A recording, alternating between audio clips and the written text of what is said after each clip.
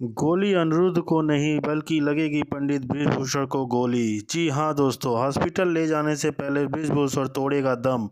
जाने से पहले देगा जनक का हाथ अनिरुद्ध के हाथों में। जी हाँ दोस्तों, हम बात कर रहे हैं स्टार प्लस के शो जनक की।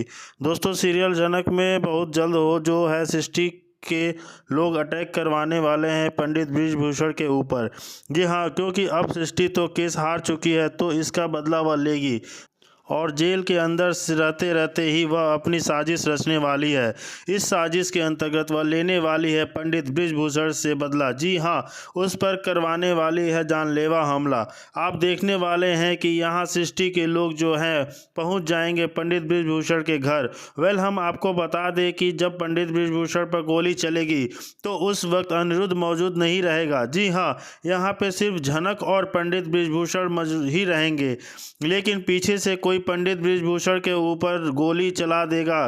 गोली चलाने के बाद झनक काफ़ी ज़्यादा डर जाएगी, सहम जाएगी और झट से अपने पिता के पास भाग कर जाएगी, उन्हें संभालने की कोशिश करेगी। लेकिन थोड़ी ही देर में पंडित बृजभूषण का पूरा शरीर खून से लथपथ हो जाएगा। गोली मारते ही वह इंसान जो है भाग जाने वाला है ताकि उसे कोई पकड़ न ले।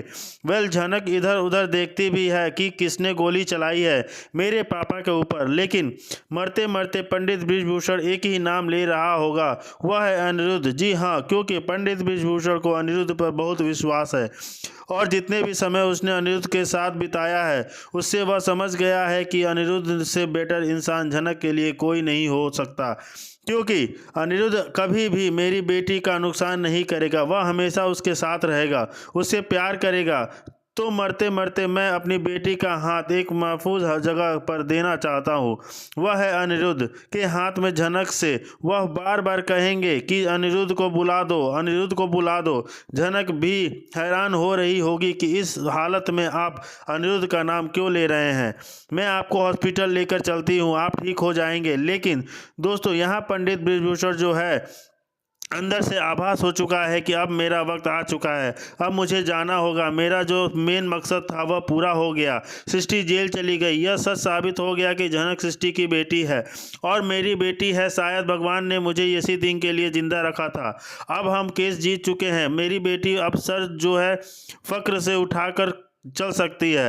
अब कोई भी उस पर लांछन नहीं लगाएगा कि उसकी माँ कौन है, उसका बाप कौन है। अब तो पूरी दुनिया देख चुकी है कि क्या सच्चाई है। और जो सृष्टि मुखर्जी है उसको मिल गई है सज़ा। बस मेरा कार्य पूरा हो गया। बस एक इच्छा बची हुई है कि अपनी बेटी का हाथ अनिरुद्ध के हाथ में। मैं तो इस दोनों की शादी करवाना चाहता था, लेकिन अब मेरे पास उतना वक्त बचा नहीं है। इसलिए वह अनिरुद्ध को बुलाने के लिए कहते हैं कि अनिरुद्ध आएगा तो मैं तुम्हारा हाथ अनिरुद्ध के हाथ में देख दूंगा और उसको कह दूंगा कि आज से झनक की जिम्मेदारी मैं तुम्हें सौंप रहा हूँ। मेरी बेटी का अच्छे से ख्याल रखना। मैं जा रहा हूँ और तुम भी जानते हो कि इसका तुम्हारे सिवा इस दुनिया में कोई नहीं होगा। बस मेरी यही आखिरी इच्छा है, मेरी इच्छा पूरी कर देना बेटा। तो दोस्तों आप देखने वाले हैं कि अनिरुद्ध को जल्द से जल्द झनक यहाँ बुलाएगी और अनिरुद्ध को सारी चीज़ें यहाँ पे पंडित बृजभूषण कहने वाले हैं और यह कहने के साथ साथ हॉस्पिटल पहुँचने से पहले ही वह दम तोड़ देंगे। जी हाँ, पंडित बृजभूषण के मौत के बाद झनक को लग जाएगा बहुत ही बड़ा सदमा। वो विश्वास नहीं कर पा रही होगी कि अभी तक मेरे पापा ठीक थे। आखिरकार सृष्टि अपने इरादों में कामयाब हो ही गई। उसने जैसा कहा था उसने कर दिखाया। मेरे पापा को छीन लिया। मेरी माँ की मौत भी कहीं ना कहीं उसी की वजह से हुई थी और आज सालों बाद मुझे मेरे पापा मिले, वो भी मुझसे छीन लिया इस सृष्टि ने। अब देखने वाले हैं झनक का कॉन्फिडेंस पूरी तरीके से टूट जाने वाला है। अनिरुद्ध भी झनक की हालत देख नहीं पाएगा, क्योंकि अभी तक झनक में जो बदलाव आया था वह भी अब चेंज हो जाने वाला है। क्योंकि जब से उसके पिता उसकी ज़िंदगी में आए थे झनक बहुत ही ज़्यादा कॉन्फिडेंट थी। उसके अंदर एक अलग ही चमक थी। लोगों को जवाब देना, अपने लिए स्टैंड लेना, सही गलत का साथ देना, सबके सामने डट कर खड़ा रहना, यह सारी खूबियाँ जो है झनक के अंदर आ चुकी थी। लेकिन पिता के जाने के बाद फिर से झनक पहले जैसी हो जाने वाली है, यानी फिर से उसको बेबस लाचार दिखाया जाएगा और झनक को वापस से ठीक करने में अनिरुद्ध देगा उसका साथ। कि झनक यहाँ अभी अपने होश में नहीं होगी और अनिरुद्ध यह बात भी अच्छे से जानता है कि झनक के ऊपर भी जानलेवा हमला हो सकता है, क्योंकि सृष्टि मुखर्जी बृजभूषण से ही नहीं झनक से तो लाख गुना नफरत करती है। अब उसके कानों तक यह खबर पहुंचेगी कि पंडित बृजभूषण मर चुका है, उसका इरादा कामयाब हो चुका है, तो अब वह झनक को भी नहीं छोड़ेगी।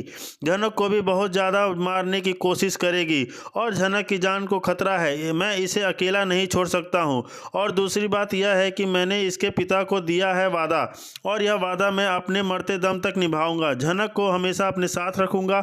अब चाहे इसके लिए मुझे अपने परिवार से लड़ना पड़े, अर्शी से लड़ना पड़े या पूरी दुनिया से लड़ना पड़े, अब मैं झनक का साथ कभी नहीं छोड़ने वाला। और आप देखने वाले हैं कि अनिरुद्ध झनक को दिलासा देगा, उसे शांत करेगा और उसे संभालेगा, और साथ ही उसे यह भी रियलाइज दिलाएगा कि देखो, अभी तुम्हारी जान के ऊपर भी खतरा है, सृष्टि तुम्हें नहीं छोड़ेगी। वह बहुत ही पहुंची हुई औरत है। वह जेल के अंदर रहकर भी देखी ना तुम्हारे पापा को मरवा दी, वो सारा काम करवा सकती है जो वो अंदर बाहर है कर सकती थी। इसलिए तुम मेरे साथ मेरे घर चलो। यहाँ झनक अनिरुद्ध के घर नहीं जाना चाहेगी। वह मना करेगी कि मुझे आपके घर नहीं जाना, मैंने पहले भी कह दिया था। अब मैं बोस हाउस में कदम नहीं रखूंगी। मैं अपना बंदोबस्त देख लूँगी, मैं यहीं कहीं रह लूँगी, लेकिन मैं आपके साथ आपके घर नहीं चल सकती। लेकिन अनिरुद्ध झनक के यहाँ एक भी नहीं सुनेगा। वह उसे अपने घर वापस लेकर ही जाएगा, क्योंकि अगर उसने झनक को अकेला छोड़ दिया तो झनक की जान को खतरा हो सकता है, बहुत ही ज़्यादा खतरा हो सकता है। क्योंकि अगर सृष्टि मुखर्जी को यह पता चल गया कि तुम्हें अकेले रहती हो तो वह तुम्हें मारने के लिए ज़रूर आएगी। लेकिन अगर तुम मेरे साथ रहोगी तो मैं तुम्हारी हेल्प कर सकता हूँ, मैं तुम्हारी रक्षा कर सकता हूँ। इसलिए मैं तुम्हारी अब एक भी नहीं सुनूंगा। तुम्हें मेरे साथ चलना होगा। और रही बात मेरे घर वालों की, तो मैं उनको देख लूँगा, उनमें से कोई भी सामने नहीं आएगा। जो भी होगा मैं निपट लूँगा। अब वह क्या कहेगा क्या नहीं कहेगा उसका जवाब मैं दूंगा।